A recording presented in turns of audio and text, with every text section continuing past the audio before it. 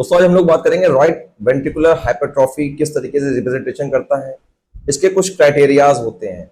Number one criteria है कि V1 के अंदर आपको आर वेव प्रोमिनेंट मिलेगी जो कि मोर देन 7 mm मतलब 7 स्मॉल स्क्वायर से ज्यादा होना चाहिए, या फिर आर और एस वेव का जो रेशियो है वो मोर देन 1 होना चाहिए।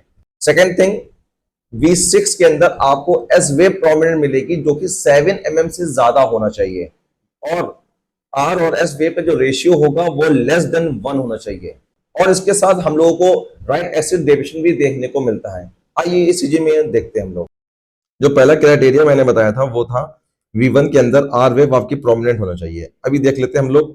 ये है हमारी पी वेव, ये क्यू वेव है और ये है आर वेव।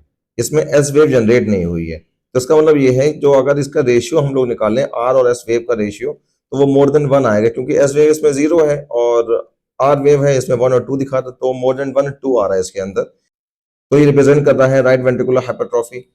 अब बात करेंगे V6 के अंदर। मैंने बताया था कि एस वेव आपकी प्रोमिनेंट होना चाहिए या फिर मोर देन 7 होना चाहिए। तो इसमें लोग एस वेव को काउंट कर लेते हैं, कितनी है 5 और 5 10 mm आपकी एस वेव आ रही है, ठीक है, जो कि रिप्रेजेंट कर रही है राइट वेंट्रिकुलर हाइपरट्रॉफी। और इसमें हम लोगों को देखने को मिलता है राइट एक्सिस डेविएशन। आइए दिखाते हैं।